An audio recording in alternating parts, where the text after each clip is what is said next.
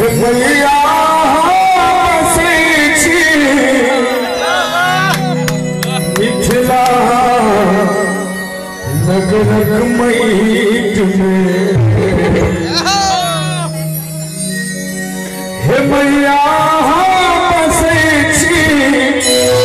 मिथिला नगर मैट में। और चाह मन में ताली के संग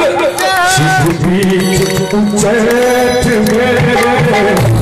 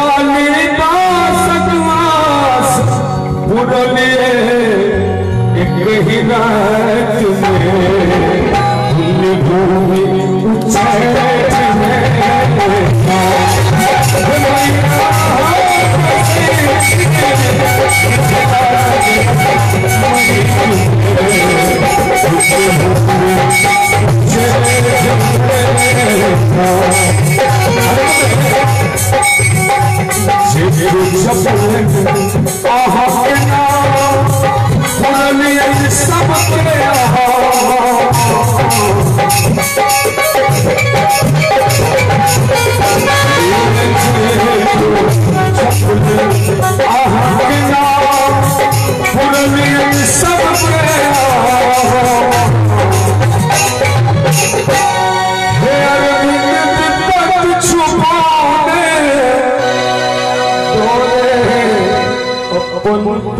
पेट में अच्छा जब जेठ मैया से हूँ सब प्रेम खूब है तो हम ठंडा के मौसम से ऊपर जोरदार झमटगल मर्दा ताली हवा चाहिए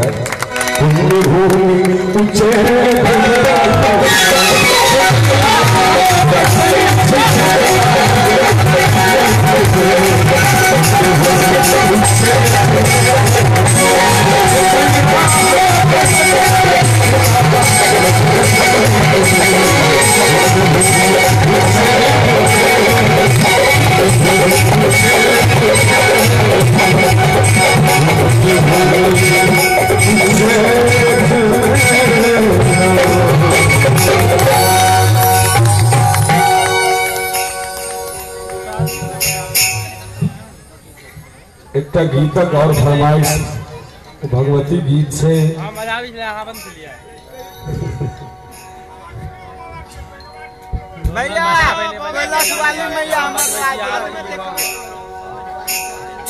विधना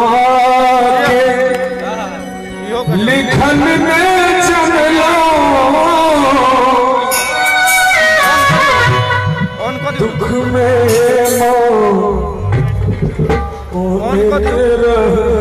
लो हे दुर्गे मैया भैया कनी बड़ो कनी उमर है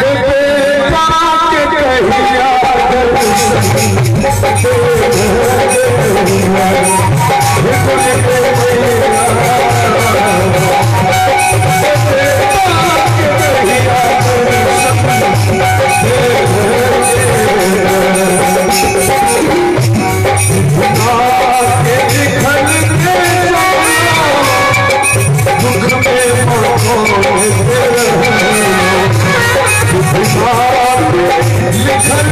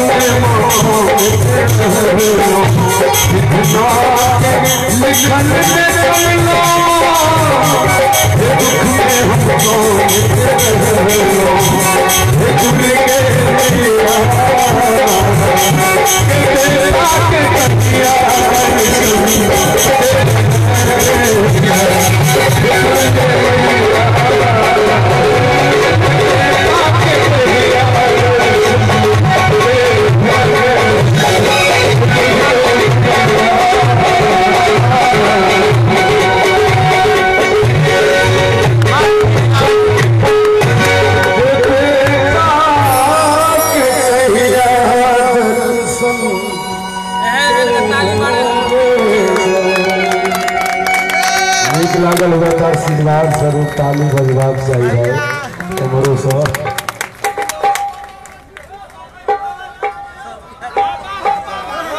बड़ लोग के मन से अहाँ सबके आदेश हो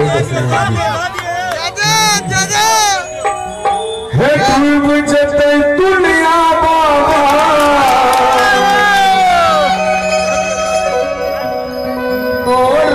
धार में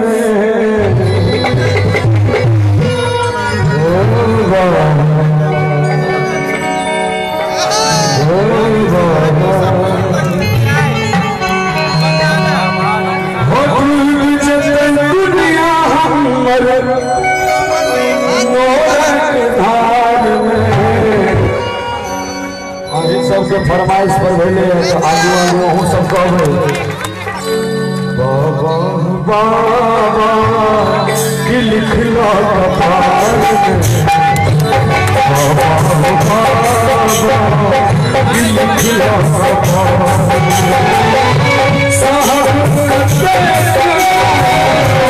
हम संसार साहब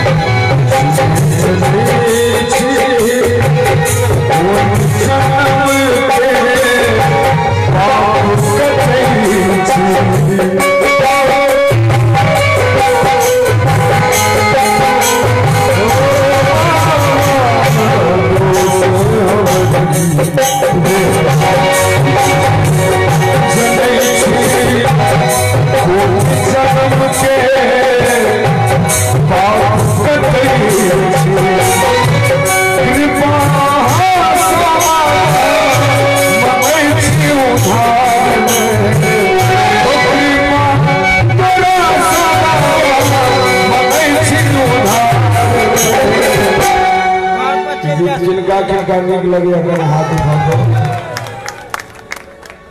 माता बहन सबके नीक लगे सब गोटा हाथ उठा कर चौगुन भैया बाबा हो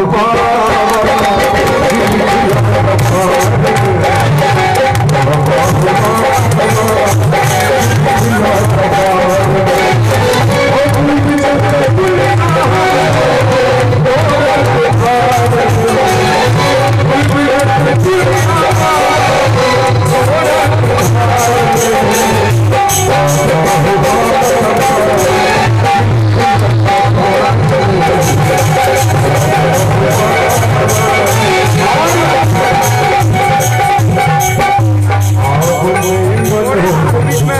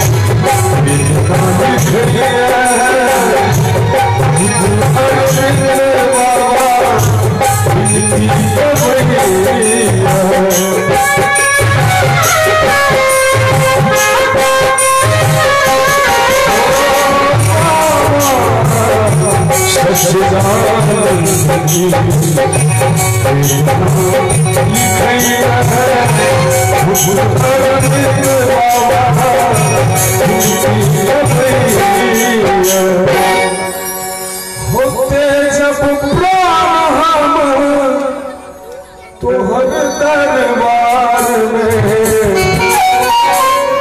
होते जब प्राण बाबा तोहर दरबार में। अकबर मर्दावा वाला ताली हेबाक चाहिए। अहाँ सबके घर में ठीक ठाक से झगड़ा करके नहीं हो। बाबा के नाम पर हाथ उठा दो।